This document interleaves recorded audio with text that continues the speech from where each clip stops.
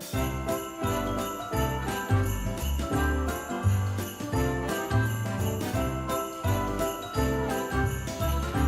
guys, heading up your well, it's Alessio, and welcome to another update on Bitcoin. Today I'm speaking to you from the beautiful town of Grindelwald in Switzerland. Just look behind me, guys, an absolutely amazing scene just underneath the Alps here. And it's also freezing cold here as I'm speaking.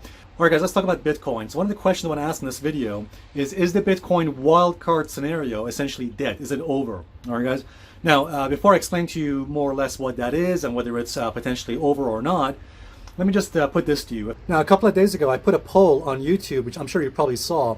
And in that poll, I asked you this question. I asked you, do you think the price of Bitcoin has reached a point yet? Do you think it's dropped low enough yet for us to see capitulation or giving up by the majority of Bitcoin investors? And most of you actually voted no in answer to this question. As you can see from this poll, most of you voted no, that we have not yet reached a point of capitulation by investors. And I have to tell you, I actually agree with you on this point. I think you're correct. So I agree with the majority of folks who voted in that poll that I don't think we've seen capitulation or giving up as yet in this downtrend in Bitcoin. Now, actually, you might be thinking to yourself, right? You might be asking yourself, well, hang on a second.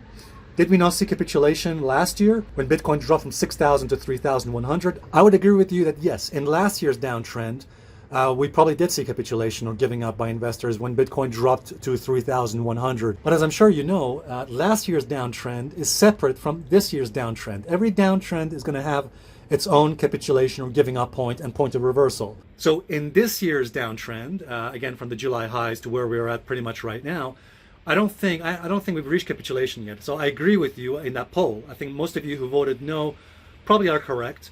That I don't think we've yet seen capitulation or a point of giving up yet by the majority of Bitcoin investors. I think we could see that capitulation point some point in the early part of 2020. Actually, I have my own theory as to where we might see capitulation. I'll tell you about that in a few minutes.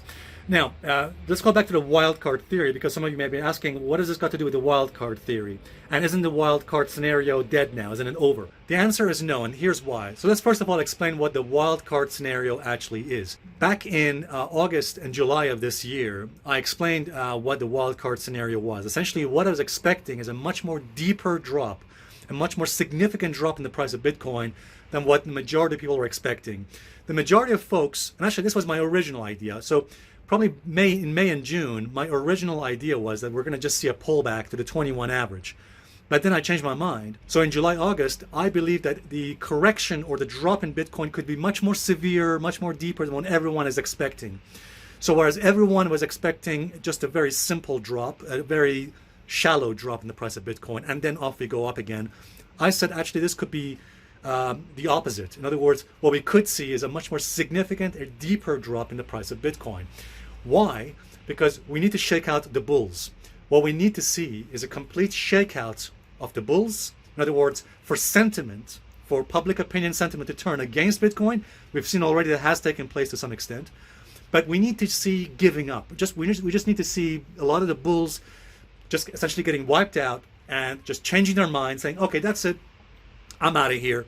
And I think Bitcoin is just going to go ahead much further lower. So here's what I would say. Watch carefully how over the next few months, or the next few weeks, for example, we might see a lot of the news articles or mainstream news about Bitcoin become extremely negative, pessimistic, and bearish. And that's how we can know that the majority of folks out there are becoming extremely negative and bearish, because the sentiment is becoming so extremely negative, pessimistic, that we might actually see capitulation and giving up. Because remember, guys, not everyone who holds Bitcoin is holding it for the same reason that you probably are holding it. Not everyone has a long-term perspective. Not everyone has the nerve, to hold something for the long term. Majority of folks probably will give up. I would say the majority of folks who bought Bitcoin this year are probably among the FOMO crowd. A lot of folks, essentially out of fear of missing out, or FOMO, bought Bitcoin near 12,000, 13,800, and probably are panicking right now. Maybe they've already panicked to some extent. And I think if Bitcoin falls below 6,000, these folks could lose their nerve and essentially throw in the towel. And that's where we might see capitulation or giving up in this year's downtrend. So bottom line is this, guys. I think the FOMO crowd, who, by the way, we warned this year, as you may remember, I said this many months ago, that I think the FOMO crowd could be jumping in. And those people essentially are going to regret their decision to buy Bitcoin at such extremely lofty high levels. And essentially they're going to throw in the towel, probably change their mind, become extremely pessimistic. And remember, guys, these guys are human beings. We're all human beings, and we all have emotions, like we all have human emotions. So I don't think we've seen the panic stage in Bitcoin yet. The panic stage is what needs to happen before capitulation takes place. And I agree with you in the poll. In that poll we did, most of you said no, we've not seen capitulation, and I agree with that because I don't think we've seen the panic stages yet. I think if Bitcoin falls below 6,000 and moves towards 5,000, 5,500, that is where we might see panic in the majority of the people who bought Bitcoin in the FOMO stage. Again, these are people who don't have a long-term perspective, who are losing their nerve, and they panic and they essentially give up and get out of Bitcoin. And that's where we might see a major reversal and potential bottoming in the price of Bitcoin. Also, remember, guys, as I showed to you in a previous video, we need to see volatility to drop. We have not seen volatility yet dropping to such an extent where we might see a major bottom. Now, also pay attention, I would say pay attention, guys, to the news articles and the mainstream media as well. Why? You're probably thinking, why would you want to pay attention to that? Because remember, guys, when the majority of the articles and the media news is becoming extremely negative and bearish and pessimistic, that also is an indication, as a contrarian indicator, as a contrarian signal, that, you know what, this could be an indication that people are beginning to give up.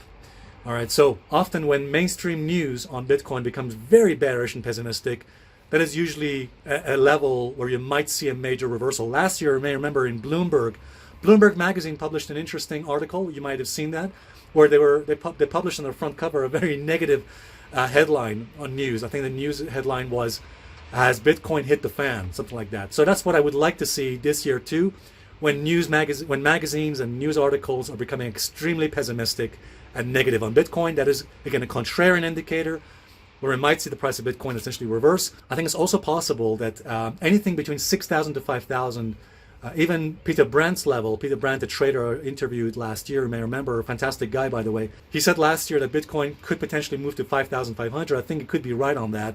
Especially if we fall below 6,000, we might even fall to that range. And so it's going to be quite interesting, guys.